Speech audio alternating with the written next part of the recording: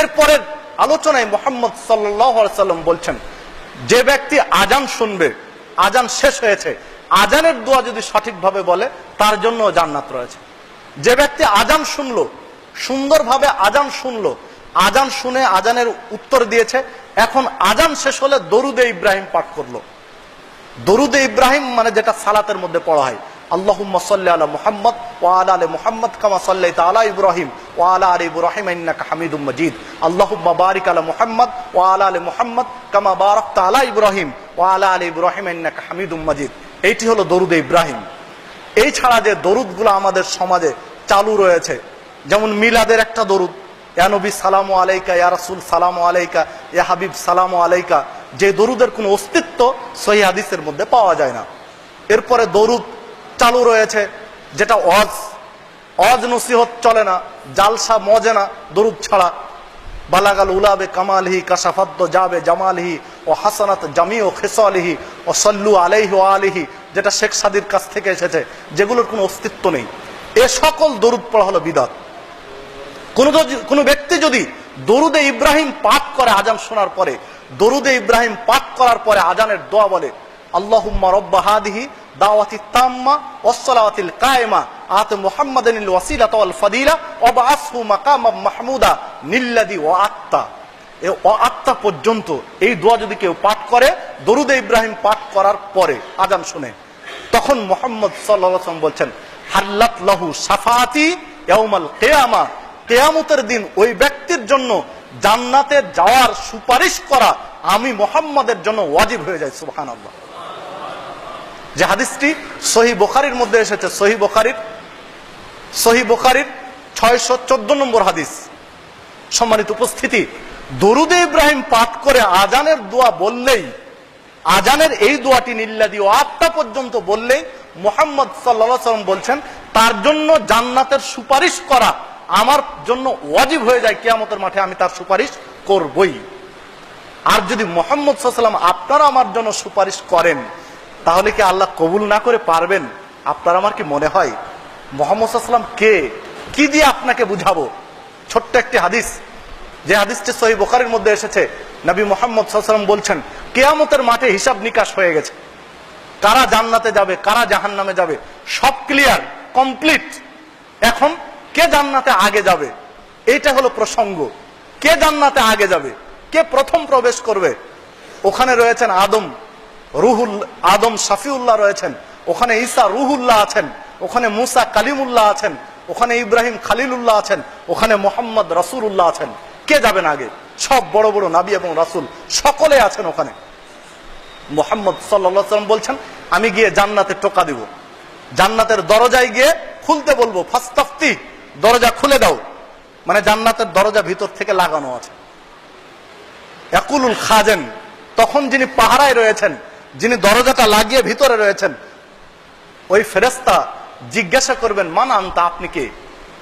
আপনি যে দরজা খুলতে বলছেন আপনি কে?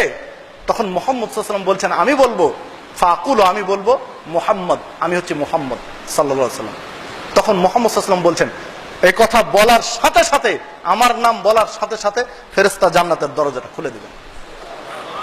সুবহানাল্লাহ। দরজা খুলে দেওয়ার পরে এইবার বলছেন ফেরেশতা যিনি পাহারায় রয়েছেন, যে যেই দিন আল্লাহ জান্নাত সৃষ্টি করেছেন, জান্নাত সৃষ্টি করার পরে আমাকে এখানে পাহারায় রেখেছেন, আমাকে বলে দিয়েছেন যে আজ থেকে নিয়ে একদম হিসাব নিকাশ হওয়া পর্যন্ত তুমি পাহারায় থাকো, মুহাম্মদ সাল্লাল্লাহু আলাইহি ওয়াসাল্লামের আগে কেউ যেন দরজা দিয়ে না ঢুকতে পারে।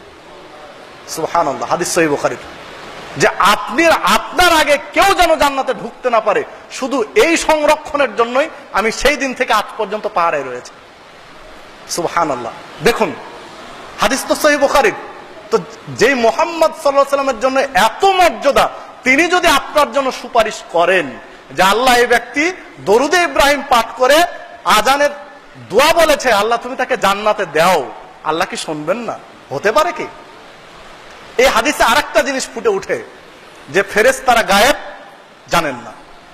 এই বুখারীর হাদিসে আরেকটা জিনিস ফুটে উঠে, যে ফেরেশতারা গায়েবের খবর, অদৃশ্যের খবর জানেন না। যদি জানতেন তাহলে জিজ্ঞাসা করতেন না, মান আনতা, আপনি কে?